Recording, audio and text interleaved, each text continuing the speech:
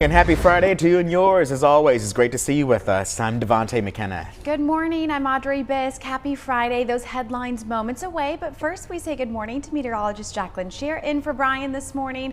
Look at those temperatures behind her. It's cold outside. It is freezing, not just cold. Yeah. And below freezing. Literally. We've got wind in some spots too, so it feels even colder. In fact, the mountains feel like they're in the teens right now. So please grab those layers. 28 degrees right now in Greensboro, 30 in Winston-Salem, 24 in Burlington as we're waking up this morning. As we head through the next couple of days, we will see some warmer days in the forecast, but they are a little while away, and those mornings will stay cold for us as we head into this weekend, through this weekend, and into next week. Here's a look at our 12-hour forecast. Temperatures get into the upper 40s as we head into the afternoon. We have lots of sun today. That'll make things feel a little nicer, but we also have some breezy winds making things feel even colder. Here's a look at our foothill locations. Temperatures getting into the upper 40s, sunny skies, winds primarily in the 5 to 10 mile per hour range, but in the afternoon we'll occasionally get some breezier winds out of the foothills. The mountains are where the big concern is. We only get to the upper 30s and we've got some blustery winds, meaning it'll feel like it's below freezing for most of the day today. We'll take a closer look at your weekend forecast and an updated look at your Thanksgiving forecast coming up. And we are continuing to follow that breaking news from overnight. South Korea and Japan are now reporting another ballistic missile test out of North Korea. Officials tell us it showed a potential ability to launch nuclear strikes on all of the U.S. mainland. Now, this is the second reported missile launch by North Korea in just the last 2 days. According to leaders in Japan, this latest missile landed in the sea in their exclusive economic zone. U.S. officials say that they did order a shelter in place at an airbase there in Japan because of this launch, but thankfully there were no reports of any damage from the launch. But the topic of North Korea did come up at a meeting of Pacific region countries there in Thailand. Vice President Kamala Harris is there representing the U.S., and leaders are trying to now find common ground on economic and foreign policy. Amy Lou is in our Washington bureau this morning live, and Amy, the Vice President certainly has her work cut out for her as she's trying to build some sort of consensus there at the summit. Yeah, that's right, Christina. And delegations from Pacific Rim countries have been unable to so far this year agree on a response to Russia's war in Ukraine. Now, APEC, otherwise known as Asia Pacific Economic Cooperation, includes the U.S., Russia, and more than a dozen other countries. And while the group's goal is to increase economic cooperation, the war in Ukraine is raising the profile of foreign policy. China and other countries are resistant to condemning the war or isolating Russia economically.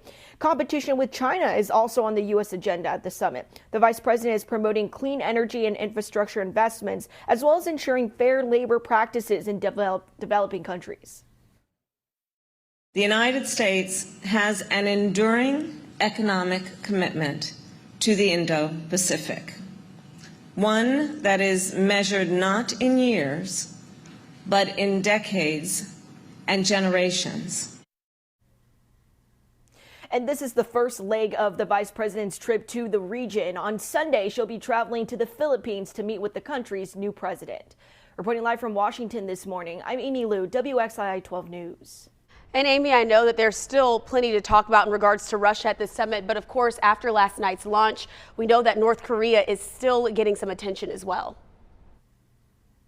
Yeah, that's exactly right. As you mentioned, North Korea actually test fired another missile that landed near Japanese waters, and that actually shows the potential ability of North Korea to launch a nuclear attack on the U.S. And for that reason, Vice President Harris met with allies on the sidelines of this conference, of the APEC conference, in order to condemn the launch. Now, the U.S. has been using these international conferences to pressure China in order to stop North Korea from performing more tests. Back to you. All right, Amy is live there in Washington. Thank you so much for that live update. It is 6:06. With rising costs for essentials and higher interest rates, it's hard these days to save money, especially saving enough to buy a new home. But the city of Greensboro is trying to make it a little easier for folks. Our Victoria Lucas joins us live with details on a new partnership to bring affordable housing to the Gate City. Victoria, good morning.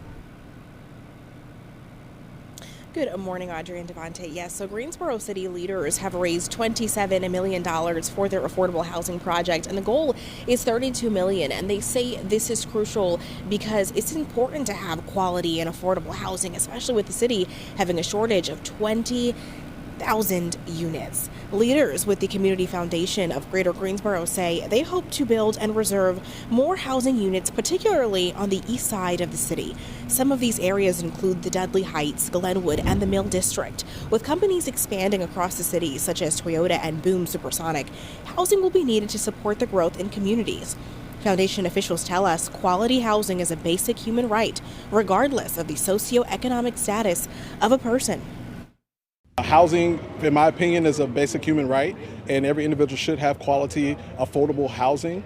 So this fund is going to ensure that that does happen in our community. We think this is a value added to any neighborhood, whether it's in the wealthiest neighborhood or whether it's in the lowest income neighborhood. This is the type of housing we need throughout our community, and it does nothing but increase everyone's property values.